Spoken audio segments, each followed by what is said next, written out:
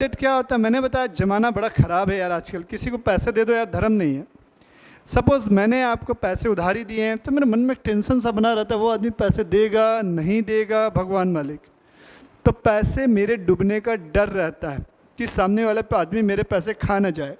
तो ये जो पैसे जो हैं, जो मैंने आपको उधारी दिए थे, जो मुझे वसूल नहीं हो पा रहे हैं, इसी पैसे को बोलते हैं बैड डेट, मतलब unrecovered amount from the person. ठीक है, जिस आदमी से पैसे लेना था, अगर वो पैसा देने से मना कर दिया तो जो पैसा मेरा डूब गया, जो अनरियलाइज्ड रह गया, वो मेरा बैड डेट होगा। ओके, ठीक। अब एक होता है bad debt recovery. Bad debt recovery, bad debt recovery.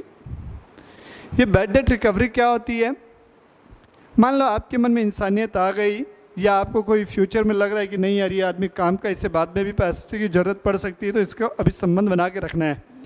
तो उस आदमी ने क्या किया, जो मेरे पैसे पहले खाया हुआ था वो वापस लौटा रहा है, रिटर्न कर रहा है। तो मुझे क्या हो रहा है, डूबे हुए पैसे वापस मिल रहे हैं। इसलिए इस डूबे हुए पैसे को मैं बोलूँगा बैड डेट जो रिकवर हो रहा है, बैड डेट रिकवरी। तो बैड डेट हो गया, बैड डेट रिकवरी हो गया। तो अब आगे बढ़ते हैं। एक होता है इंसॉल्वेंट, जिसको हम बैंकक्रप्ट बोलते हैं, दिवालिया बोलते हैं, हिंदी में विजय माल्या, दिवालिया विजय माल्या। ठीक है, इंसॉल्वेंट, इसी को बैंकक्रप्ट भी बोलते हैं, मैंने बताया बैंकक्रप्ट। बैंकक्रप्ट मतलब वो आदमी जो अपनी लाइबिलिटी को पे ऑफ नहीं कर रहा है। उसने मार्केट से खूब पैसा उठा लिया, टाइम आने पे बोल दिया भैया मेरे पास कुछ नहीं, हाथ खड़े कर दिया, सरेंडर। तो ऐसे आदमी को हम बोलते हैं इंसॉल्वेंट, जो अपने पैसे को, ड्यूज़ को पे करने से क्या कर रहा है, डिनाई कर रहा है, मना कर रहा है। तो वो आदमी होगा हमारा इंसॉल्वेंट, जिसको हम बैंकक्रप्ट भी बोलते हैं। अब आते हैं, आगे बढ़ते हैं हम एक्सपेंसेस पे। तो हमारा एक्सपेंस होता है, एक्सपेंस मतलब खर्चे, एक्सपेंसेस, शॉर्ट में EXPS लिख रहा हूँ एक्सपेंस को मैं। एक्सपेंस मतलब जैसे बिज़नेस चालू कर रखा है मैंने, तो बिज़नेस को रन करने में कई खर्चे होंगे। लाइक मुझे क्या करना होगा, जो भी मेरे एम्प्लॉई हैं, वर्कर हैं, उनको पेमेंट करनी होगी सैलरी की, टेलीफोन का बिल होगा, इलेक्ट्रिसिटी का बिल होगा, रॉ मटेरियल ख़रीदना है। तो ये सारी चीज़ें मेरे क्या हैं, खर्चे हैं। तो इन खर्चों को हम क्या कहते हैं, दो भागों में बांट सकते हैं, कैटेगराइज कर सकते हैं। वैसे तो अलग अलग एक्सपेंस होते हैं, जैसे डायरेक्ट एक्सपेंस, इनडायरेक्ट एक्सपेंस। तो ये डायरेक्ट एक्सपेंस और इनडायरेक्ट एक्सपेंस जो है, इनके बारे में मैं आपको फाइनल अकाउंट जब आपको पढ़ाऊँगा, PL अकाउंट बनाना, ट्रेडिंग अकाउंट बनाना, तो उनके बारे में हम वहाँ विस्तार से चर्चा करेंगे। अभी के लिए हम करते हैं दो चीज़ों पे, जो कि है प्रीपेड एक्सपेंस और आउटस्टैंडिंग एक्सपेंस। प्रीपेड, प्रीपेड मतलब पहले से पे कर देना, और दूसरा होता है आउटस्टैंडिंग, आउटस्टैंडिंग। ठीक है, प्रीपेड मतलब जिनकी पेमेंट हमने पहले कर दी पर सर्विस उसकी हमें बाद में मिलेगी, सॉरी, ठीक है, पेमेंट हमने क्या कर दी है, पहले कर दी, बट उसकी सर्विस हमें क्या होगी, बाद में रिसीव होगी। फॉर एग्जांपल, आपने क्या किया, प्रीपेड मोबाइल चलाते हो आप सभी मैक्सिमम लोग, तो आपने क्या किया, एक रिचार्ज करवा लिया 84 डेज़ का। तो क्या उसकी पेमेंट आप 84 डेज़ बाद करते हैं या एडवांस में आज ही करनी होती है? सर प्रीपेड मोबाइल है, रिचार्ज जब तक करवाएंगे नहीं तो बात हो नहीं पाएगी, मतलब कि पेमेंट हमको आज ही करनी होगी, और नेक्स्ट 84 डेज़ तक हमें कुछ भी नहीं करना है। तो यही होता है प्रीपेड एक्सपेंसेस। दूसरी होती है आउटस्टैंडिंग एक्सपेंस, के बारे में जानकारी दे रहा हूँ। आउटस्टैंडिंग एक्सपेंस होता है दूसरा। आउटस्टैंडिंग एक्सपेंस मतलब हम क्या कहते हैं, सर्विस पहले कर लेते हैं, एडवांस में सर्विस रिसीव कर लिए, बट उसकी पेमेंट हम फ्यूचर डेट पे करेंगे, बाद पे करेंगे। फॉर एग्जांपल, आपने क्या किया, इलेक्ट्रिसिटी 1 महीने पूरी यूज़ की, उसका बिल आएगा 1 महीने के बाद, तो ये आपका क्या हुआ, आउटस्टैंडिंग एक्सपेंस हुआ। पोस्टपेड मोबाइल हुआ, मतलब पोस्टपेड मोबाइल क्या होता है, आप 1 महीना पूरा यूज़ करते हो, उसके बाद आपके पास क्या आता है, उसका बिल जनरेट होकर आता है, उसके बाद आपको उसकी पेमेंट करनी है। तो ये होता है आउटस्टैंडिंग एक्सपेंस। इसी आगे बढ़ते हैं, इसी में इनकम होती है। एक्सपेंस हो गया तो इनकम भी आएगी। तो इनकम क्या होती है, इनकम जो भी आपकी रेवेन्यू होती है, क्या होती है, जो भी आपकी रेवेन्यू होती है, वो रेवेन्यू में से मैं क्या करूँगा, एक्सपेंस जो भी होंगे उन एक्सपेंसेस को मैं क्या करूँगा, माइनस करूँगा। रेवेन्यू में से क्या हो जाएगा, एक्सपेंसेस को मैं माइनस कर दूँगा। तो इनको माइनस करने के बाद जो बचेगा वो मेरा क्या होगा, इनकम कहलाएगी। Excess of revenue over expenses is called income. तो ये मेरी नेट इनकम हो गई। ठीक, तो इस इनकम को दो भागों में बांटा गया है। पहला होता है अक्रूड इनकम, जिसको हम क्या करते हैं अर्नड इनकम भी बोलते हैं। Earned income. अर्न इनकम मतलब क्या हुआ, फॉर एग्जांपल जैसे मेरी ये बैच चल रही है, मैंने बैच वालों को बोला यार डरो मत, तुम लोग एडमिशन ले लो, फीस बाद में दे देना, जब तुमको लगे तुम्हारा सिलेबस हो गया है सर को फीस दे देना। मतलब मैंने क्या किया, सर्विस पहले प्रोवाइड कर दी, बट पेमेंट जो है मुझे कब मिलेगी, after completion of my services. तो ये होती है अक्रूड इनकम। मतलब मुझे पैसे लेने का अधिकार आ गया है, मेरी बैच कंप्लीट हो गई है, मैंने सिलेबस कंप्लीट कर दिया है, मतलब राइट टू रिसीव हो गया है मुझे, मतलब मुझे पैसे लेने का अधिकार आ गया है। तो ये मेरी क्या होगी, अक्रूड इनकम। अक्रूड इनकम मतलब सर्विस प्रोवाइड कर दी गई है बट अभी तक पैसे नहीं मिले हैं, तो ये होगी अक्रूड इनकम। उसी प्रकार होती है दूसरी अनअक्रूड, जिसको हम अनअर्न्ड बोलते हैं। अनअक्रूड, जिसे मैं बोलता हूँ अनअर्न्ड, अनअर्न्ड, जो नहीं कमाया गया है। मतलब मैंने देखा यार कई बच्चे क्या हुआ है, जो मैंने फैसिलिटी दी थी उसका दुरुपयोग किए, मिसयूज़ किए। बोले यार अच्छा अफसर मिल गया है, चलो सर तो फिर बैच कंप्लीट होने के बाद फीस लेंगे, बैच कंप्लीट हो गई, हम निकल लिए चुपचाप दबिया गली से, तो मेरा पैसा काफ़ी कुछ लॉस हो गया, बैड डेट हो गया। तो बोला नहीं भैया ऐसा काम ही नहीं करना है जिसमें बैड डेट हो। तो मैंने ही बोला भैया देखो एडमिशन लेना है, एडवांस में पैसा पे करो, उसके बाद आपको सर्विस प्रोवाइड की जाएगी। तो अनअक्रूड इनकम मतलब इसमें मेरा राइट टू रिसीव अभी नहीं है, बिकॉज मैंने अभी तक सर्विस कंप्लीट नहीं की है।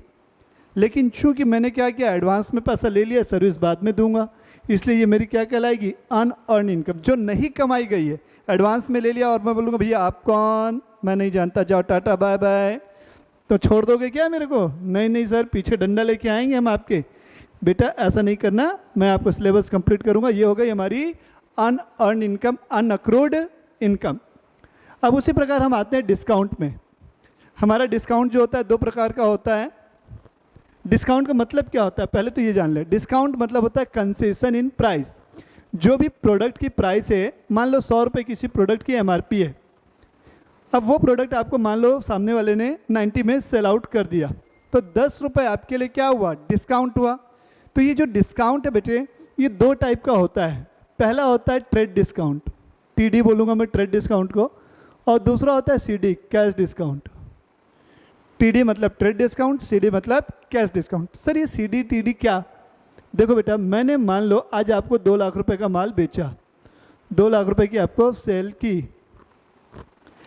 अब बोल रहे हो सर मैं इसकी पेमेंट जो है ना आपको, दुकानदार को आप बोल रहे हो कि मैं पेमेंट जो है ना आपको थोड़े समय बाद कर दूंगा। अब मैं बोला यार समय बड़ा ख़राब चल रहा है, कोरोना के बाद वैसी स्थिति ख़राब है, मुझे लगा यार सामने वाला पार्टी पैसे देगा नहीं देगा। मैं बोला नहीं भाई, मैं कैश में काम करता हूँ, तो एक काम कर पेमेंट आज ही दे दे, मैं तेरे को एक्स्ट्रा डिस्काउंट और दे दूंगा। मतलब क्या, टाइम से मुझे पेमेंट मिल जाए, इसलिए मैं क्या कर रहा हूँ, उसको डिस्काउंट दे रहा हूँ। तो ये जो मैं डिस्काउंट दे रहा हूँ ना बेटा, सपोज मैंने 2% का डिस्काउंट दिया, 2 लाख का 2% कितना हो गया, 4,000 रुपये हो गया। ये मैंने डिस्काउंट दे दिया 4,000 रुपये का, तो ये जो 4,000 रुपये का डिस्काउंट मैंने आपको अलाउड किया, ये मेरे लिए क्या होगा, कैश डिस्काउंट। तो कैश डिस्काउंट को अगर आप डिफाइन करना चाहो तो क्या लिखोगे, टू गेट इमीडिएट पेमेंट और प्रॉम्प्ट पेमेंट। प्रॉम्प्ट मतलब तुरंत, प्रॉम्प्ट पेमेंट फ्रॉम कस्टमर, ठीक है, टू गेट इमीडिएट और prompt payment from customer. The discount which is allowed is called cash discount. हाँ सर समझ में आया जी बेटा। बढ़ते हैं आगे ट्रेड डिस्काउंट की ओर। ट्रेड डिस्काउंट मतलब क्या, जो ऑर्डिनरी कोर्स ऑफ बिजनेस में, ऑर्डिनरी मतलब जनरल कोर्स ऑफ बिजनेस में सभी के लिए रहता है। जनरली हम क्या कहते हैं, ये डिस्काउंट सभी के लिए रहता है। और ये डिस्काउंट जो है बेटा, जैसे कि फ्लैट 50% हो गया, बाय 2 गेट 1 फ्री हो गया, बाय 2 गेट 1 फ्री हो गया। मतलब ये क्या डिस्काउंट है, ये पर्टिकुलर किसी एक पर्सन के लिए नहीं, ये तो सबके लिए ओपन टू ऑल है। तो ये डिस्काउंट जो दिया जाता है बिजनेस की सेल को बढ़ाने के लिए क्या किया जाता है, अलाउ किया जाता है। तो ट्रेड डिस्काउंट हो गया, कैश डिस्काउंट हो गया। अब हम आते हैं अगली चीज़, इंपॉर्टेंट चीज़ है, दो चीज़ें और, एसेट और लाइबिलिटी।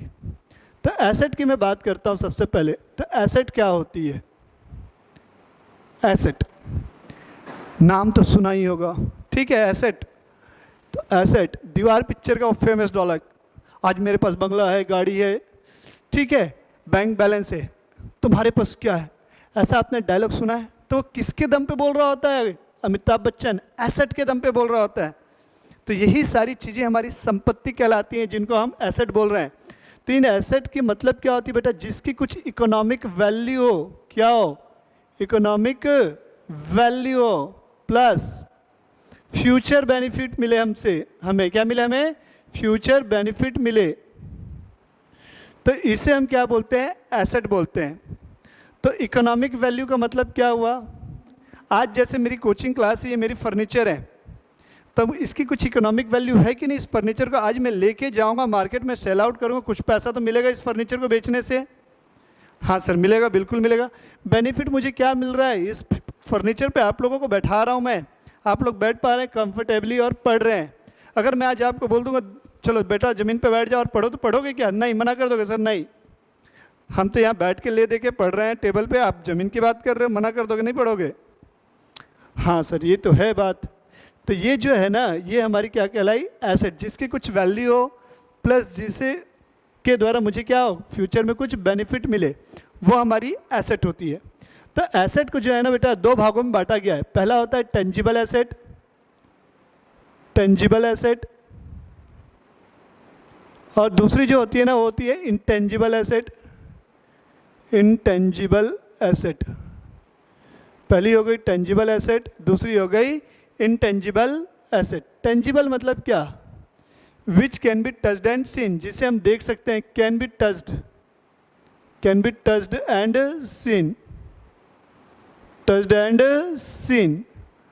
और जिसका क्या होता है? फिजिकल प्रेजेंस होता है, फिजिकल एग्जिस्टेंस होती है। किसी एक जगह पे जाके आप देख सकते हो, हाँ ये चीज़ है ऐसा, जिसकी क्या हो? फिजिकल एग्जिस्टेंस हो। फिजिकल प्रेजेंस बोल लो या फिजिकल एग्जिस्टेंस बोल लो, ये होती है हमारी क्या? Tangible asset. तो इस टेंजिबल एसेट को बेटा फर्दर दो भागों में क्लासिफाइड किया जाता है। एक होती है non current asset, non current asset, CA लिखूंगा नॉन करंट एसेट को, और दूसरी होती है करंट एसेट। करंट एसेट को CA लिखेंगे आगे से हम। नॉन करंट एसेट मतलब क्या? जिसको हम फिक्स्ड एसेट के नाम से भी जानते हैं। मतलब ऐसी एसेट जिनको हम बिजनेस में मोर देन 1 ईयर के लिए रखते हैं, मोर देन 1 ईयर के लिए। तो नोट्स में आप लिखेंगे the asset which are kept in business for long term purpose. किसके लिए? Long term. और अकाउंट्स में लॉन्ग टर्म का मतलब होता है 1 ईयर। लॉन्ग टर्म का मतलब होता है 1 ईयर से ज़्यादा। और जो हमें हेल्प करता है किस चीज़ के लिए? In generating the income. तो नॉन करेंट एसेट की डेफिनेशन क्या बनी? The asset which are kept in business for more than 1 year and which helps in generating income. Example land, example क्या क्या देना चाहोगे? लैंड, बिल्डिंग, ये सब बिजनेस में 1 साल से ज़्यादा समय के लिए रहती हैं। Plant, machinery, land, building, plant, machinery, furniture, fixture. Fixture बेटा जो रूम में आप लोग अटैच फर्नीचर निकलवाते हो ना, जिनको हम डिसमेंटल नहीं कर सकते। अगर डिसमेंटल करेंगे तो वो यूजेबल नहीं रहेगा, हमारे लिए ख़राब हो जाएगा। जो फिक्स्ड होता है दीवारों से, वो हो गया फिक्सचर। तो ये हमारे एग्जाम्पल है किसके? नॉन करंट एसेट के। अब बात आती है करंट एसेट। तो करंट एसेट क्या होती है? जो नॉन करंट एसेट नहीं है वो हमारी क्या है? करंट एसेट है। तो करंट एसेट में क्या क्या आएंगी? अगर हम इसको डिफाइन करना चाहें तो the asset which are kept in business for less than 1 year and which can be easily converted into cash, जिसको हम इजीली कैश में कन्वर्ट कर सकते हैं, वो हमारी क्या कहलाएगी? करंट एसेट कहलाएगी। ठीक है, ओके सर। आगे बढ़ते हैं इसके एग्जाम्पल। डेटर, डेटर क्यों करंट एसेट है? क्या इसको मैं 1 साल से ज़्यादा समय के लिए उधारी देता हूँ किसी को? नहीं सर, हम तो 3 महीने, ज़्यादा से ज़्यादा 6 महीने तक के लिए उधारी बर्दाश्त कर सकते हैं। साल भर से हम ज़्यादा उधारी दिए मतलब वो बैड डेट हो जाएगा, हमको लग रहा है। इसीलिए हम डेटर को किस कैटेगरी में रख रहे हैं? करंट एसेट में, क्योंकि हम साल भर से ज़्यादा किसी को उधारी देते ही नहीं है। ओके। प्रीपेड एक्सपेंसेस, हाँ सर, प्रीपेड एक्सपेंस भी हम 1 साल से ज़्यादा के लिए किसी को एडवांस में पे करके नहीं रखते हैं। कैश, कैश तो ऑलरेडी क्या है? कैश में ही कन्वर्टेड है। फिर आपका अक्रूड इनकम।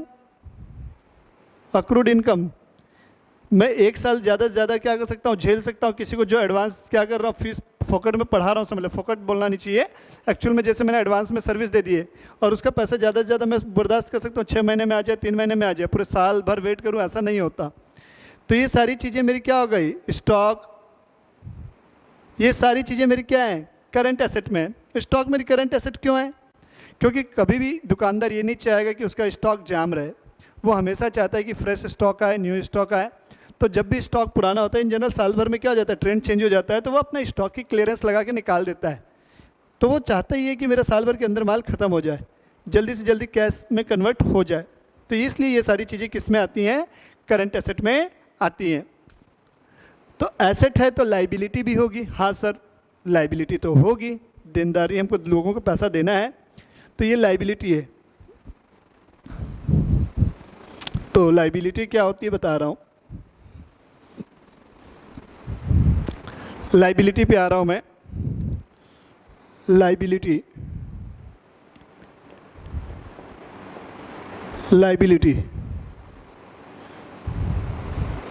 लाइबिलिटी मतलब जिस चीज़ की पेमेंट मुझे भविष्य में करनी है, for which payment is required to be made in future.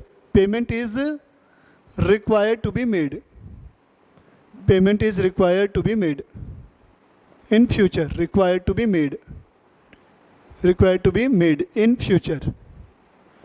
Future मतलब 1 दिन बाद भी हो सकता है, 1 साल बाद भी हो सकता है, 6 महीने बाद भी हो सकता है, कुछ भी हो सकता है। फ्यूचर तो फ्यूचर होता है। Payment is required to be made in future. जैसे मैंने क्या किया, 2 लाख रुपए की एक गाड़ी खरीद ली, अब मैं बोला यार 6 महीने बाद पैसा दे दूंगा, तो ये मेरी लाइबिलिटी हुई एसेट खरीदने के लिए। हो सकता है मैंने अपने रॉ मटेरियल परचेज करने के लिए उधारी में माल खरीदा हो मैन्युफैक्चरर से, या कहीं से भी मैं मैन्युफैक्चरर मान लो, तो मैंने कहीं से रॉ मटेरियल उठा लिया, मैं बोला यार इसका पेमेंट करते हैं 45 दिन के बाद, 45 डेज़ के बाद, तो ये मेरी लाइबिलिटी है क्योंकि मैंने उधारी में ख़रीदा है। मतलब कोई काम जब आप उधारी में जनरेट करते हो, उधारी में आपने माल खरीदा, ठीक है, तो उधारी के कारण, क्रेडिट परचेज के कारण आपके ऊपर क्या आती है, लाइबिलिटी क्रिएट हो जाती है।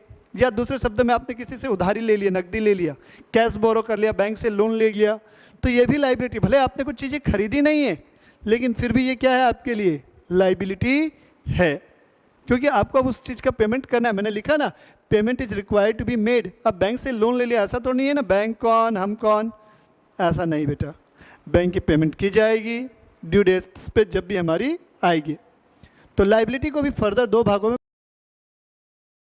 खरीदनी थी, 5 साल का एक व्हीकल लोन ले लिया, या अपने घर बनाने के लिए 20 साल के लिए एक लोन ले लिया, तो ये सब लॉन्ग टर्म लोन है ना हमारे। एक होता है लॉन्ग टर्म लाइबिलिटी के बाद शॉर्ट टर्म लाइबिलिटी, जिसको मैं करंट लाइबिलिटी के नाम से जानता हूँ, शॉर्ट टर्म और current liability. Current liability, current liability मतलब क्या होता है, जिस चीज़ की पेमेंट मुझे विद इन अ ईयर करनी है, मतलब साल भर के अंदर अंदर सबको क्या करना है, उस चीज़ की पेमेंट कर देना है, तो वो हमारी क्या कहलाएगी, करंट लाइबिलिटी कहलाएगी।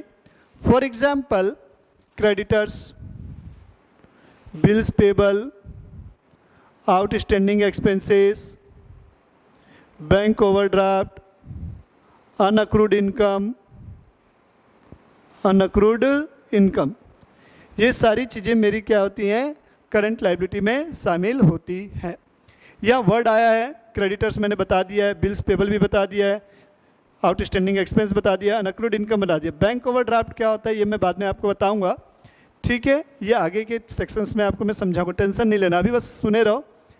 तो हमारी एसेट हो गई, लाइबिलिटी हो गई, इनकम हो गई, एक्सपेंस हो गए, डिस्काउंट हो गया। अब मैं आता हूँ ड्राइंग पे। ड्राइंग, मैं बिजनेसमैन, मान के चलता हूँ मेरी एक किराने की दुकान है। किसकी दुकान है बेटा, मेरी एक किराने की दुकान है। अब मुझे यार बैठे बैठे भूख लग गई, मैंने क्या किया, 2 पार्ले जी बिस्किट निकाले और खा गया। तो क्या मैं गले में पैसे डालूंगा, अरे मेरी दुकान में काहे पैसे डालूंगा गले में, ठीक। अब मुझे क्या हुआ, ज़रूरत पड़ी कुछ सामान खरीदने की, अपना पर्सनल यूज़ के लिए मुझे मान लो कुछ चाहिए था, मैं गले से 100 रुपये निकाला और लेके सामान खरीद के आ गया। तो ये जो मैं पर्सनल यूज़ के लिए बिजनेस या तो गुड्स विड्रॉ कर रहा हूँ, या तो क्या निकाल रहा हूँ, पैसे निकाल रहा हूँ, तो इन्हीं क्या बोला जाता है बेटा, ड्राइंग बोला जाता है। क्या बोला जाता है, ड्राइंग बोला जाता है। अब एक चीज़ होता है वाउचर या बिल, बोल लो वाउचर, वाउचर या बिल। ये जैसे कभी भी आप सामान बेचते हैं या सामान खरीदते हैं तो इस टाइप से एक आपको बिल मिलता है जहाँ यहाँ पूरे दुकानदार की डिटेल रहती है, नेम ऑफ शॉप, डेट, फिर यहाँ डिस्क्रिप्शन ऑफ क्वांटिटी, ये सारी चीज़ें लिखी होती है, जीएसटी नंबर वगैरह अगर है तो इसे क्या बोलते हैं, वाउचर बोलते हैं। ये एक प्रूफ होता है किसी भी चीज़ के लिए कि आपने कोई एक्सपेंस किया है या कोई एसेट खरीदी है, जो भी चीज़ों का बिल हो। बिल में क्या होता है, जो भी चीज़ें आपने परचेज की हैं या सेल की हैं उसके संबंध में पूरी ब्यौरा रहता है, पूरी डिस्क्रिप्शन लिखी होती है। अब एक वर्ड होता है कॉस्ट। क्या होता है, कॉस्ट, हिंदी में बोले तो लागत। बेटा आप कभी किसी दुकान पे जाते हैं तो क्या पूछते हैं, मान लो आपको ये मार्कर खरीदना है, क्या बोलोगे, ये मार्कर दे दो, या मार्कर की सेलिंग प्राइस क्या है, ये कितने की है, या ऐसा पूछते हैं कितने की कॉस्ट है। कॉस्ट कभी भी पूछोगे तो दुकानदार कॉस्ट थोड़ी ना बताएगा। कॉस्ट का मतलब क्या होता है, इस मार्कर को बनाने में जितने भी खर्चे लगे हैं उनका टोटल। अगर मैंने परचेज किया है आपसे, मान लो मैंने दुकानदार से क्या किया, 20 का माल 25 में मान लो, ये शॉपकीपर है ए, मैं हूँ कस्टमर बी, ये मार्कर मैंने इससे ख़रीदा 20 रुपये में, तो इसके लिए ये 20 रुपये क्या हुआ, सेल हुआ, सेलिंग प्राइस, और मेरे लिए क्या हुआ, ये परचेज प्राइस। तो ये जो परचेज प्राइस है ये मेरी कॉस्ट होएगी। अगर मैं मैन्युफैक्चरर हूँ तो इस मार्कर को बनाने के लिए मुझे जितना खर्चा लगा उन खर्चों का अगर मैं टोटल करूँ तो ये टोटल जो होगा वो मेरा क्या कहलाएगा, कॉस्ट कहलाएगा। तो ये सारे बेसिक टर्म्स है। एक होता है ट्रांजैक्शन। ट्रांजैक्शन मतलब होता है लेन देन। लेन देन क्या हो सकता है, दो पार्टीज़ के बीच हो सकता है, सेल परचेज है तो ठीक है, या इंटरनल ट्रांजैक्शन भी हो सकते हैं। तो ट्रांजैक्शन जब भी होगा, सेल या एक्सचेंज ऑफ गुड्स और सर्विसेज फॉर मनी, मैंने वर्ड यूज़ किया मनी वर्ड। अकाउंट में हम केवल और केवल उन्हीं ट्रांजैक्शन की एंट्री करते हैं, रिकॉर्ड करके चलते हैं बेटा, जिसमें क्या हो, फाइनेंशियल हो, कहने का मतलब जिसमें पैसे का इन्वॉल्वमेंट हो, मनी वैल्यू हो। अब मैं बोलूँगा वो ईमानदार आदमी है, वो बहुत ब्यूटीफुल है, तो इसकी एंट्री करोगे, क्या एंट्री करोगे भाई, नहीं होगी इसकी एंट्री। तो केवल उन्हीं चीज़ों को रिकॉर्ड किया जाएगा जिसमें क्या हो, एक फाइनेंशियल इन्वॉल्वमेंट हो, यानी कि एक पैसों का इनफ्लो आउटफ्लो शामिल हो, पैसे। तो ये चीज़ें हमारी हो गई ट्रांजैक्शंस। तो ये सारी चीज़ें थी बेटा बेसिक टर्म्स जो हम अकाउंट्स में इन जनरल यूज़ करेंगे। ठीक है, कुछ और टर्म्स हैं जैसे कि गेन है, प्रॉफिट है, वो सारे लगभग सिमिलर टाइप की चीज़ें हैं, वो मैं थोड़ी देर से आपको डिस्कस करता हूँ।